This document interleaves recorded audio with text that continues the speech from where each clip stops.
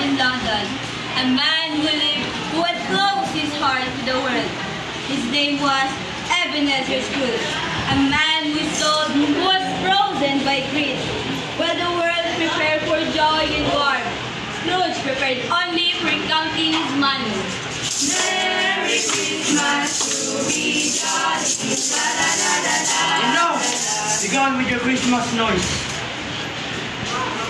Mr. Scrooge, the fire's nearing out. May I add my coal? Coal, are you paying for the coal, Cratchit? No? Then sit down and work. Despite the icy room, Bob Cratchit smiled gently and returned to his desk. Merry Christmas, Shut up and be quiet. Christmas is a time of kindness and forgiveness. Who are you to be merry? You're poor. What reason have you to be miserable? You're rich. And still, Fred invited him to dinner.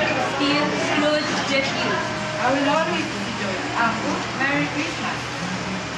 That night, the house was dark and silent. And then, Jacob Marley? What? You're dead. I walked the earth, burdened by the chains of my dreams. Chains I forged in life. No. No. This cannot be. You still have hope, Ebenezer. Three spirits will visit you, but without them, your fate will be like mine. And with the final spirit, Marley vanished. The first spirit came with a gentle glow. Right, come with me.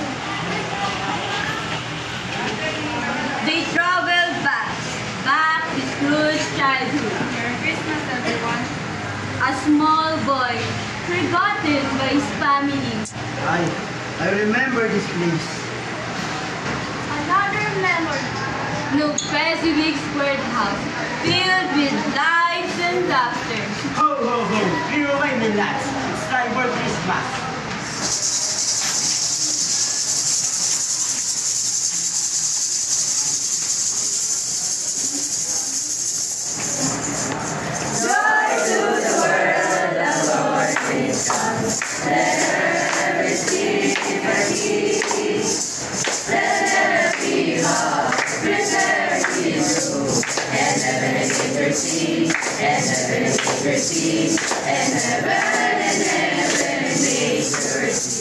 Haha, best night of the year.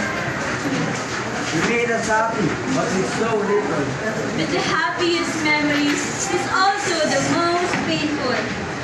Ebenezer, you fear the world too much. I only wish another idol has replaced me, a golden man. Scrooge watched as Belle released tears in his eyes. Please, Spirit, take me away. The next spirit appeared in a warm, glowing room. Come, Scrooge. They traveled to the Cratchit home, small but full of love. My dear Bob is home! Did Tiny came back again today? He did, slowly, but bravely.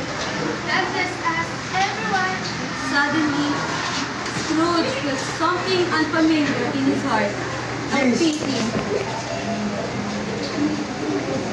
Please, Spirit, tell me, will he live?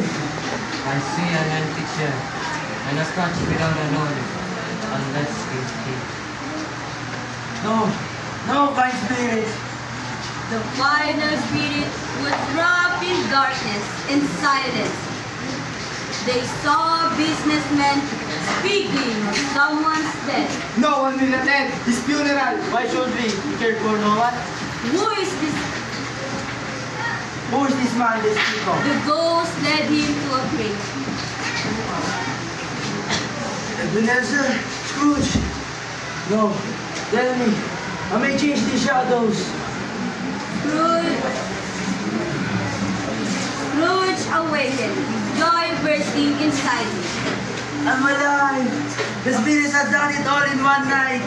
For the first time in many years, Ebenezer Scrooge laughed. I will honor this Christmas in my heart. I will live in the past, the present, and the future. He donated to the poor, visited the sick, and carried to the Cratchit home.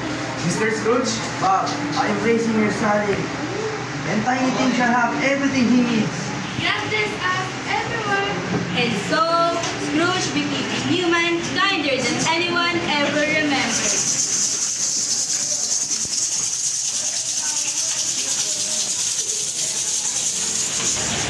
Last Christmas, I give you my heart from the very